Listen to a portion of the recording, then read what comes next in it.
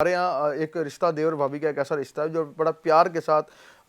دیکھا جاتا ہے، اس کی نظر سے دیکھا جاتا ہے، لیکن فی زمانہ اس کے اندر اتنی قباحتیں آ گئیں کہ اگر آپ سوشل میڈیا اٹھاتے ہیں، آپ بھی یوز کرتے ہیں، میں بھی کرتا ہوں، تو بہت زیادہ جرائم جو ہیں وہ اس رشتے کے ساتھ ہی منسلک ہو رہے ہیں، اور جو ہے گھر کے اندر کئی مسائل جنم لے رہے ہیں. آپ جانے میں کسی جانب اشارہ کر رہا ہوں، تو وہ پھر اس کا مطلب گھرانے کی جو نیگیٹو چیز ہے، اس سے جو جرائم پیدا ہو رہے ہیں، جو اس کی کیا وجہ سمجھتے؟ زیادہ بے پردگی ہو گئی، زیادہ قربت کے ساتھ رہنا شروع کر دیا ہم نے، میں اس کیا کا بہت معاملہ سادہ سی بات ہے جی.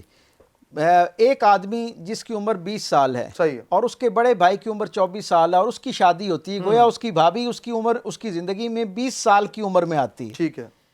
20 سال بعد آنے والا رشتہ جو ہے اس کی تربیت پیدائش کے وقت سے گویا اس گھرانے کو اللہ کی طرف سے 20 سال کی مہلت میسر تھی. صحیح، میں سمجھتا ہوں یہ اس پورے گھرانے کا فیلئر ہے اگر وہاں پر اس طرح کی کوئی بات ہوتی ہے. اس گھرانے سے جڑے ہوئے اس کے جتنے ذمہ داران ہیں، بالخصوص والدین،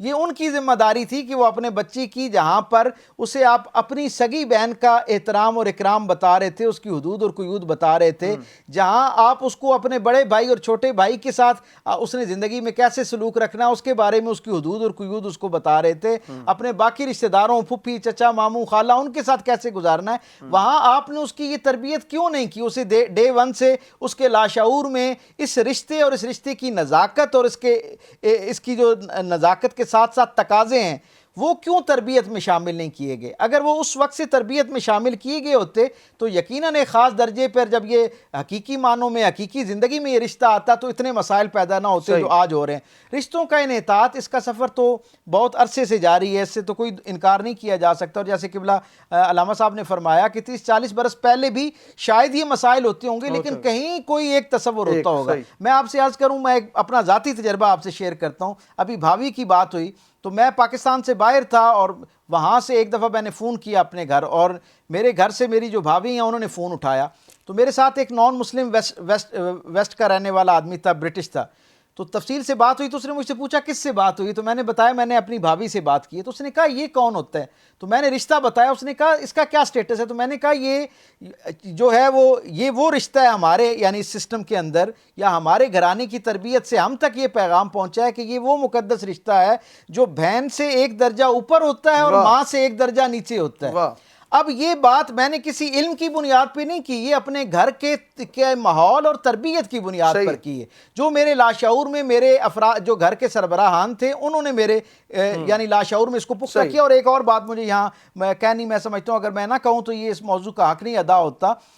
جب گھرانہ اپنی وسعت کے ساتھ موجود تھا معاشرے کے اندر اس کی ایک اکائی کے طور پر، تو ایک آدمی کی تربیت صرف اس کے ماں اور باپ نہیں کر رہے ہوتے تھے، اس کے دادا دادی بھی اس کی تربیت کر رہے ہوتے تھے، نانا نانی بھی، باقی سارے رشتوں سے بھی خیر اس تک پہنچ رہا ہوتا تھا. گویا ایک پلیئر جس نے عملی زندگی کے اندر میدان میں کھلاڑی کے طور پہ اترنا تھا، اس کے اتنے سارے کوچز موجود تھے جو اس کی ہدایت رہنمائی اس کی تربیت کے لیے موجود تھے. جب وہ میدان عمل میں اترتا تھا تو بہت ساری غلطیوں کا امکان از خود ختم ہو جایا کرتا تھا.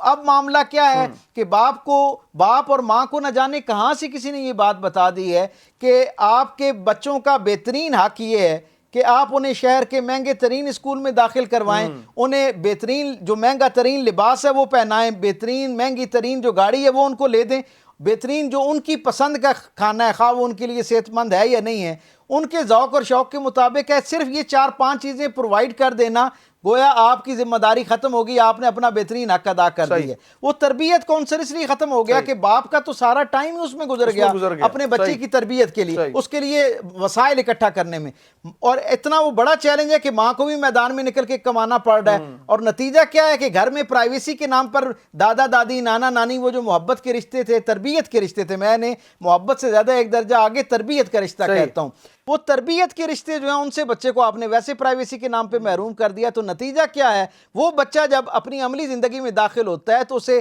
ہر خاتون جو ہے وہ غیر محرم خاتون کے طور پہ نظر آ رہی ہوتی ہے، کیونکہ اس نے اپنے ارد گرد وہ جو رشتوں کے اکرام کی خوبصورت کہکشاں ہیں اس کو دیکھا ہی نہیں، نہ اس سے استفادہ کیا نہ اس سے مشاہدہ کیا. بات کی مفتی صاحب، لیکن ڈاکٹر صاحب کی بات بڑی خوبصورت ہے اور بڑے اچھے طریقے سے آتا ہے، لیکن یہاں پہ ایک سچائی، ایک تلخ حقیقت یہ ہے کہ اسلام نے محرم اور نامحرم کا کنسیپٹ دیا ہے اور بتایا کہ یہ محرم آپ کے رشتے ہیں، یہ نامحرم ہے، اور نامحرم کے ساتھ بات کرنے کے لیے بھی حکم جاری فرمایا، اس کے پاس تنہائی بیٹھنے سے ہی منع کیا ہے. جبکہ ہم جوائنٹ فیملی سسٹم میں آتے ہیں تو ہم دیکھتے ہیں کہ یہاں پر یہ کہا جاتا ہے کہ جیٹ سے کس قسم کا پردہ ہے, دیور چھوٹا بھائی ہے اس سے کیسا پردہ ہے, اور اس نام پر جب گھر والے یہ فیڈ کرتے ہیں تو ہم دیکھتے ہیں بہت سارے مسائل پیدا ہوتے ہیں, اور جو شیطان راغب انسانوں کو کرتا ہے, اور گھر کے مسائل اور معاملات اور پردے کی جو بے حرمتی جب ہم کرتے ہیں تو یہ چیزیں نظر آتی ہیں. آپ اس ساری چیزوں کو کیسے دیکھتے ہیں کہ ایک طرف تو ہم یہ بات کر رہے ہیں کہ یہ سارا معاملہ جو ہے وہ لوگ تربیت کر رہے ہیں, لیکن در حقیقت جو پردے کے معاملات ہیں اور محرم نہ محرم کی بات ہے, اور جس طرح سرکار نے یہ فرما دی دیور بھابھی کے لیے موت, اتنا بڑا جملہ حضور کا ارشاد فرمانا,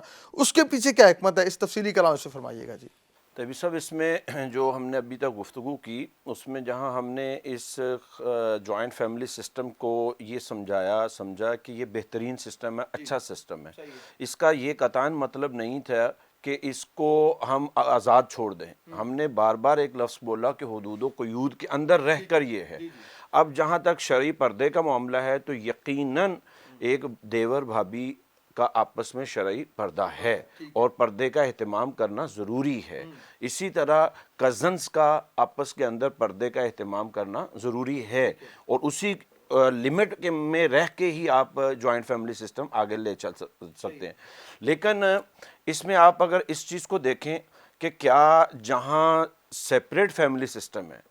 جس بات کا آپ ڈاکٹر صاحب کی طرف اشارہ کر رہے تھے, تو وہاں کیا سیپریٹ فیملی سسٹم میں تو اور زیادہ آسان نہیں ہو جاتا وہ معاملات کہ ایک مرد جو ہے وہ اپنا گھر سے باہر گیا ہے, گھر میں اکیلی خاتون ہے, تو یہ جو معاملات ہیں یہ آج جہاں کیا وہ بھائی کے گھر میں نہیں جا سکتا؟ یقیناً جا سکتا ہے. تو یہ معاملات اصل معاملہ ہوتا ہے کہ آپ کی تربیت کیسی ہوئی ہے, اور آپ نے بھابھی نے اپنے دیور کے ساتھ رشتہ کیسا بنایا ہے, اور دیور جیٹھ نے انہوں نے اپنا رشتہ کیسے بنایا ہے. اب ہم جس معاشرے کو دیکھتے ہیں وہاں اگر تقدس کا پیمانہ نہ رہے اور تقدس کا لحاظ نہ رکھا جائے رشتوں کا, تو اس صورت میں یہ برائیاں جنم لیتی ہیں. اور اگر تقدس ہے تو پھر ہم نے تو اپنے گھروں کے اندر اپنی فیملی سسٹم کے اندر اپنی بھابھی کو باجی کہتے ہوئے سنا, ہم تو باجیاں کہتے ہیں, ہم تو بہنیں کہتے ہیں, اور ماں کے برابر درجہ دیتے ہیں, یعنی بڑا درجہ, جیسے ڈاکٹر صاحب کہہ رہے تھے. تو اسی طرح اپنے تربیت کے عنصر کو اگر آپ دیکھتے ہیں, دیکھیں اس کے سوشلی اور معاشرتی, معاشی, دینی, دنیاوی ہر اینگل سے اس کو دیکھا جائے تو فوائد بھی اپنی جگہ ہیں, نقصانات بھی اپنی جگہ ہیں. تو دیکھنا یہ ہوتا ہے کہ آپ کس انداز سے ڈیل کر رہے ہیں, اس کے فوائد کیا ہوں گے. اب اگر یہ شرعی پردہ کا لحاظ رکھا گیا ہے, بار بار ہم کہہ رہے ہیں, تو اس صورت میں یہ جوائنٹ سسٹم آپ کو سپورٹ کرتا ہے, ٹھیک ہے, آپ کے لیے آسانیاں پیدا کرتا ہے. اور اگر ناانصافی کا عنصر آ جاتا ہے کہ ایک آدمی, اس میں پھر قباحتیں کیا ہیں؟ قباحتیں نارملی یہ ہوتی ہیں کہ آپ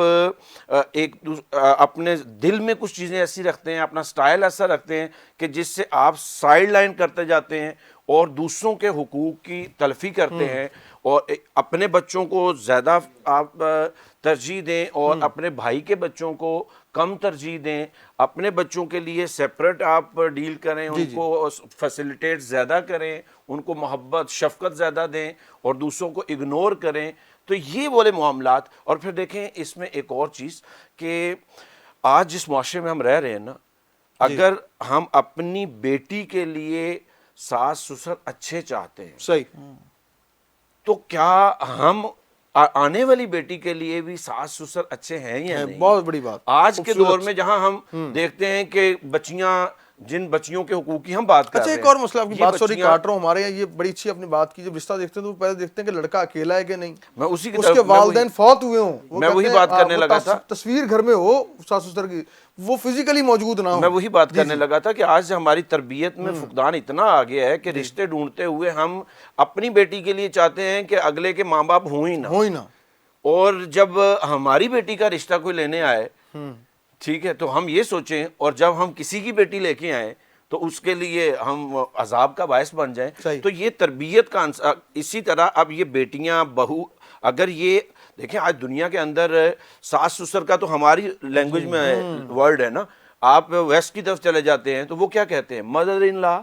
سسٹر ان لا, یعنی اس کے لیے بھی لفظ کیا بولا ہے, مدر ہے. اور جب اسپیشلی ان لا ساتھ ڈال دیا ہے تو پھر تو اور بھی سختی آ گئی ہے. آپ کی بات آپ کی اجازت سے آپ یہ دیکھیں کہ خود آقا کریم صلی اللہ علیہ وسلم نے بھی یعنی اپنے فرمان ذیشان سے ہمیں یہ روشنی عطا فرمائی کہ ایک انسان کے 3 باپ ہیں. صحیح. ایک وہ جس نے اس کو جنم دیا, ایک وہ جو اس کو سکھاتا پڑھاتا ہے, اور ایک وہ جو اپنی بیٹی جو ہے اس کو پال پوس کے اچھی تربیت کر کے یہی آپ سے کہہ رہا تھا طریقے زندگی کہ کر